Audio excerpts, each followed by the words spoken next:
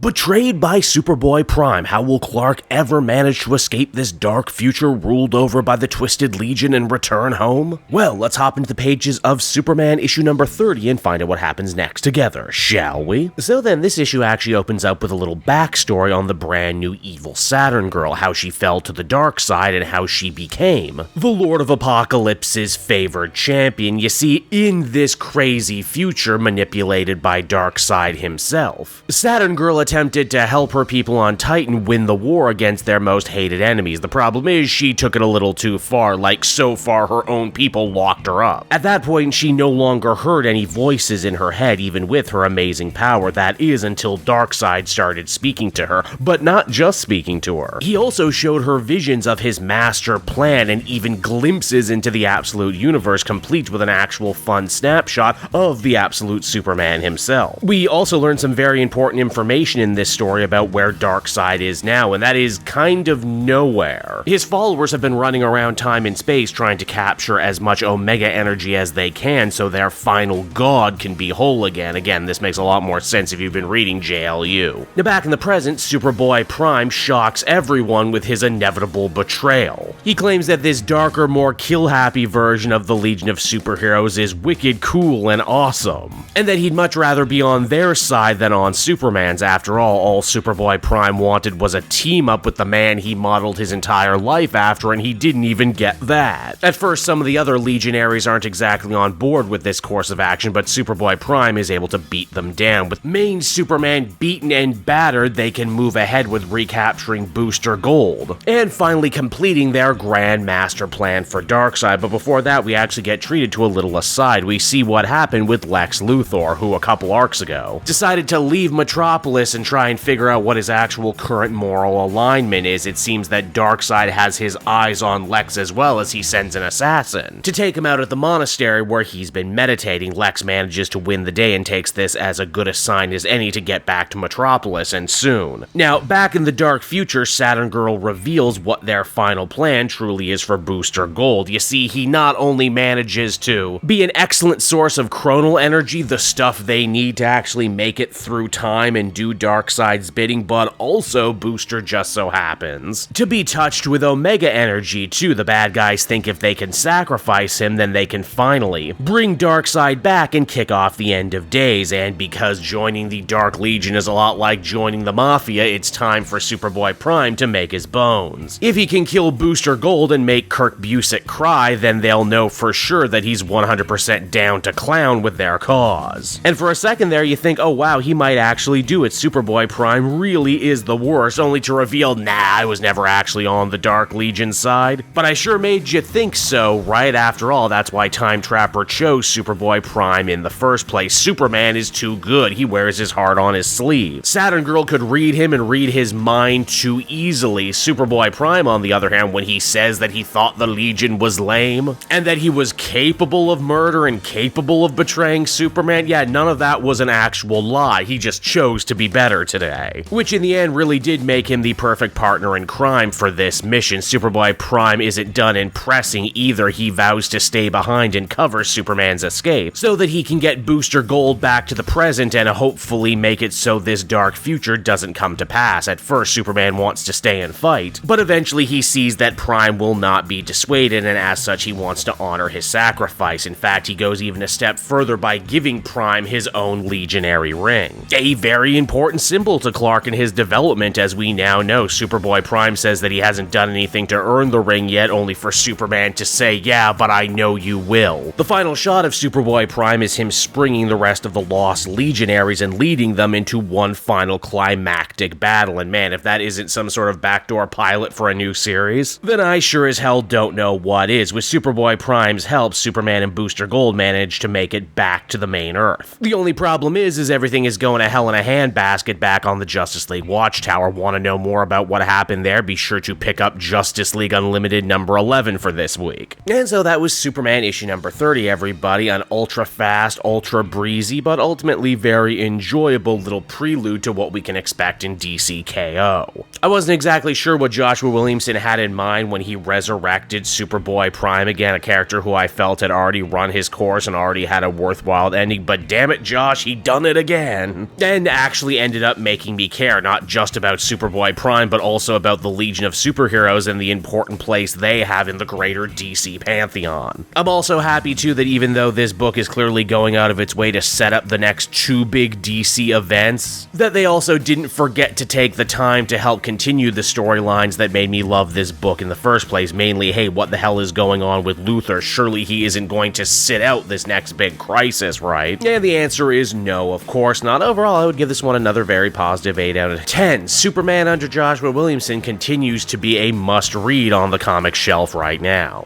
Hey there everyone, it's your pal Cape Joel again, and if you're seeing my face right now, that means you watched to the end of the video, and I'll always be grateful for that. Retention helps in this crazy YouTube game, and so does becoming a patron. If you head on down to the description, you can find a link to my Patreon page. Recently just redid all the tiers, a lot of cool stuff offering up there, exclusive commentaries, exclusive polls, behind the scenes concept art for Capes and Quest. That's the brand new D&D show I've started soon. Never been a better time to become a patron. You can become a patron for as little as $1 a month and help the channel grow and, help me continue to deliver content like what you just saw. So I want to thank you all, and I will see you again next time. Bye-bye.